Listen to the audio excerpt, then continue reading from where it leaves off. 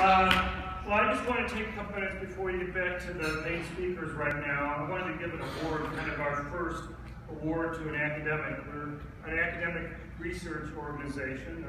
We have a pretty prestigious board of academic advisors. Bill Landis is the chairman of our board. He's at the University of Chicago.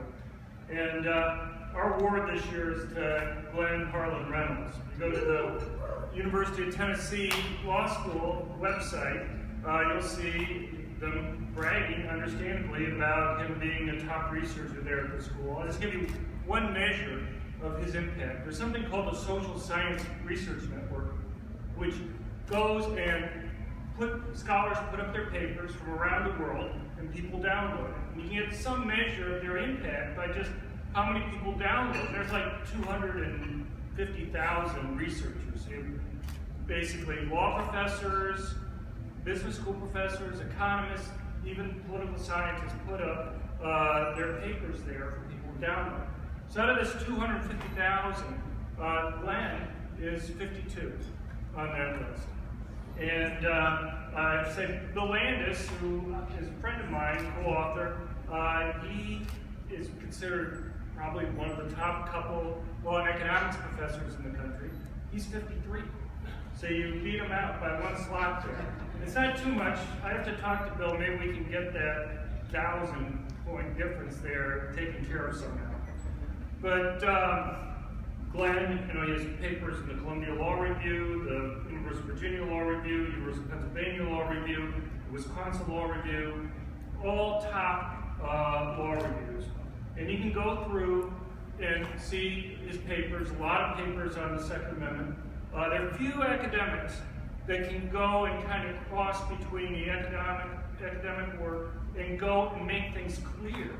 There's so much jargon that we have, but actually go and explain things to a general audience. And Glenn has done that not only with his blog, Instapundit, but with his columns in a variety of newspapers, including the regular ones he has in USA Today. I just want to talk for a minute about a recent paper that he had, and that is about the overcriminalization.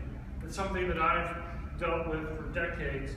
And if you think government is big and intrusive, we just had this in January, you can go to the Social Science Research Network and read it.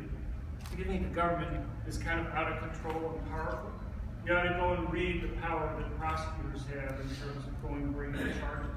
It's like there's crimes for everything that you can possibly think of, and prosecutors have so much power in terms of deciding who to go and bring charges against. When I was chief economist at the U.S. Sentencing Commission, I'll just give one story. We were dealing with a lot of antitrust, insider trading type rules, and we had a deputy from Giuliani's office. Rudolph Giuliani was the U.S. attorney for part of New York City. And the guy came down, they were going after Drexel Burnham Lambert, which is Milken, had worked for them, a big finance company. And they had a situation where if they had gone to court and lost, the worst penalty that they would have faced would have been $20 million. Instead, what happened was they agreed to a plea bargain where they had to pay $750 million.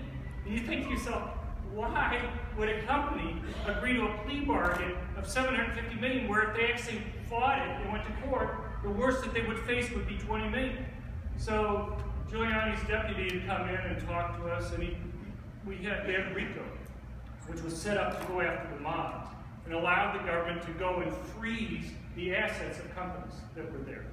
And according to the deputy, Giuliani went in there and basically said, look, we're going to freeze all your assets. You're not going to, and we're in no hurry with the case. You're not going to be able to pay a salary check. You're not going to be able to pay a light bill. You're not going to be able to pay the water. And basically, they were saying by the time you even get to court, you're not going to have a company left that's there.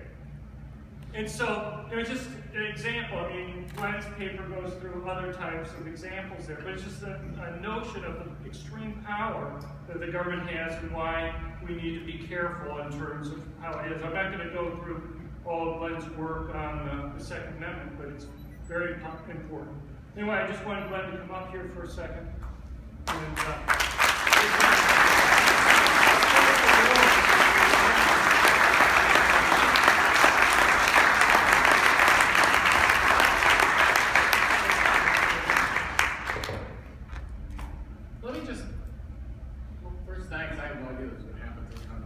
little surprised. I was just here for the free dessert. So one thing I would like to say, I mean, I'm a libertarian, I'm not really a conservative, but there's a strand of conservatism that I hate. And it's the everything sucks and it's only going to get worse strand. And the most eloquent, wonderful example of that is Mark Stein, who is a fabulous writer, great guy, I love him, but I gotta say I quit reading him because it just depresses me. But I worked on this issue, the gun issue, for over 20 years. And 20 years ago, we thought we were screwed. Everybody thought, everywhere you went was that, oh, the best we can do is just slow the decline. We'll be dragged over the cliff, but if we dig our heels in, maybe it'll take longer. And you know what? Now look at us. We've got carry in 50 states.